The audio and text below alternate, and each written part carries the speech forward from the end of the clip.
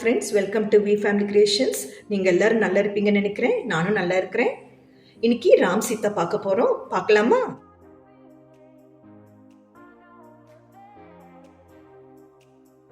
பார்த்தீங்களா, நம்ம வீட்டு ராம் சீதா எவ்வளோ பெருசாக இருக்குது பாருங்கள்.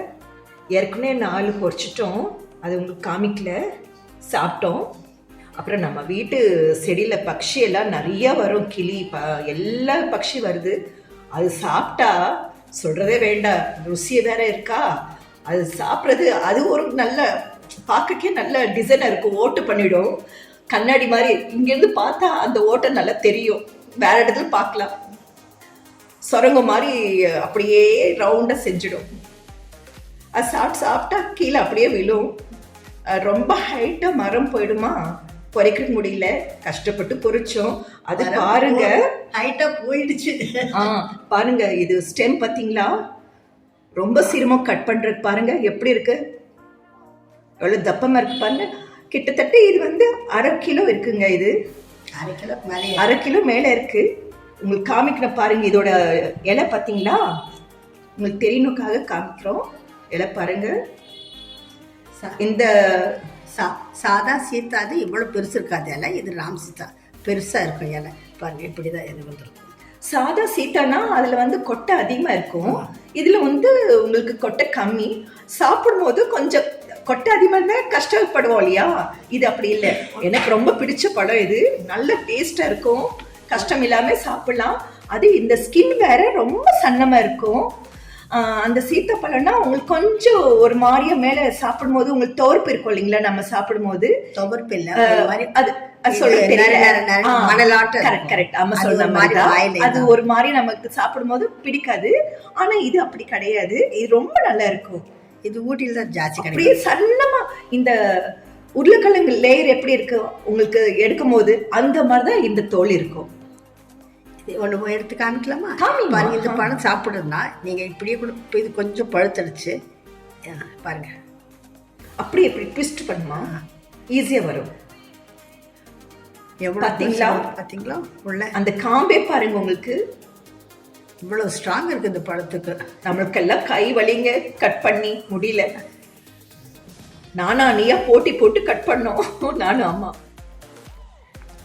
பாருங்க எப்படி இருக்கு பாத்தீங்களா, இது பழுத்திடுச்சு. இது கொஞ்சம் காயா இருக்கு, இது ஜாஸ்தி இருக்கு. அது விதை பாருங்க, அந்த பழத்துல பயங்கரமா இருக்கும். இது விதை கம்மியா இருக்கும், ரொம்ப ருசியா இருக்கும். அணில்னா தினம் வருதுங்க.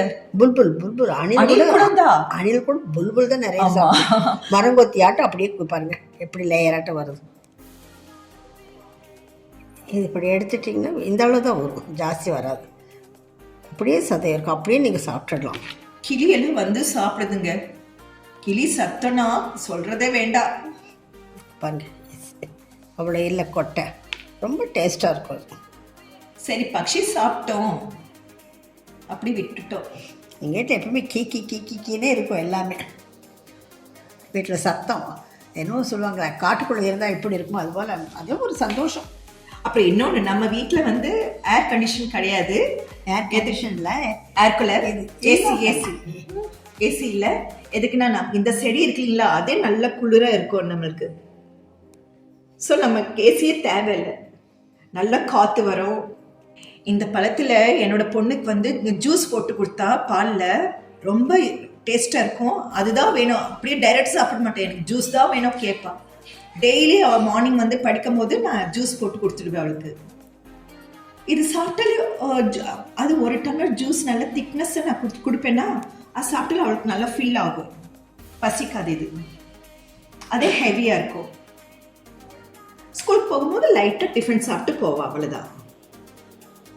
நீங்களும் ட்ரை பண்ணி பாருங்க. இந்த பழம் கிடைச்சா நீங்க சாப்பிடுங்க, உடம்பு ரொம்ப நல்லது. இங்கே கிடைக்காது, நம்ம ஊரில் கிடைக்காது, ஹில் ஸ்டேஷன் எல்லாம் கிடைக்கும். கிடைச்சா மாத்திரம் சாப்பிடுங்க, விடாதீங்க. இந்த மரம் வச்சு நாங்கள் 6 வருஷத்துக்கு மேலே ஆயிடுச்சு. கம்மி 6.5 வருஷம் இருக்குன்னு வச்சுக்கோங்களேன். முதல் 3 வருஷம் காயே வரல. என்னடா அப்பா இப்படி செடி இருக்கேன்னு நினச்சிட்டு இருந்தோம். அப்புறமே பூ எடுத்து முதல் வருஷம் கொஞ்சம் ஓரளவு காய் இருந்தது. 2ஆவது வருஷம் செம காய். விளைச்சல் அப்படி மமோக விளைச்சல் வச்சுக்கோங்களேன். ஏன்னா இந்த வருஷம் கொஞ்சம் கம்மியாயிடுச்சு. இதில் தான் எங்கள் வீட்டில் வருதில்ல, ஒவ்வொன்றும் புல் அது இது எல்லாம் எல்லாமே அது பாசம் அடிச்சிச்சு. இன்னும் 3 பழம் 2 பழம் கீழே விழுந்து கிடக்கும். பொறிக்க போகும்போது எங்களுக்கு தெரியறதில்ல, காயாக இருக்குன்னு விட்டால் வந்து அப்புறம் பழமாயிடும். ஃபஸ்ட்டு அது சாப்பிட்ட மிச்சம் தான் எங்களுக்கு. இந்த பழம் வந்து ராம்சீத்தா. இப்போ கொஞ்சம் பழமெல்லாம் பொரிச்சிட்டோம். இந்த இது என்ன பழது புல்புல் சொல்கிறாங்க, அது வந்து கொத்தி கொத்தி கொத்தி சாப்பிட்றது. பாருங்கள், அங்கே ஒரு பழம் சாப்பிட்ருக்கு மேலே. அது சாப்பிட்ரு, கீழே கூட ஒன்று சாப்பிட்ருக்கு பாருங்கண்ணா. கொஞ்சம் ஏமாந்தோம்னா போதும், பூரா சாப்பிட்டுடுது வந்து. ஏன்னா இந்த செடி நிறைய பேர் விட்டு இருக்காது. இது ஜாஸ்தி வந்து ஊட்டியில் இங்கெல்லாம் தான் கிடைக்கும் இந்த பழம். இங்கே நம்ம திருப்பூர்லாம் கிடைக்குதுன்னு எனக்கு தெரியாது. இப்போ தான் கோல்டன் சீத்தான்னு வந்திருக்கு. இது வந்து ராமசீத்தா. இது பழம் நல்லா ருசியாக இருக்கும், விதை ரொம்ப கம்மியாக இருக்கும். தேங்க்யூ ஃபார் வாட்சிங். Take care. God bless you. இந்த பழம் எத்தனை பேர் சாப்பிட்டீங்க நீங்கள் கமெண்ட்ஸில் எனக்கு அனுப்புங்க. எப்படி இருக்குது சொல்லுங்கள். நீங்கள் ஃபஸ்ட் லைக் பண்ணுங்கள், ஷேர் பண்ணுங்கள், சப்ஸ்கிரைப் பண்ணுங்கள்.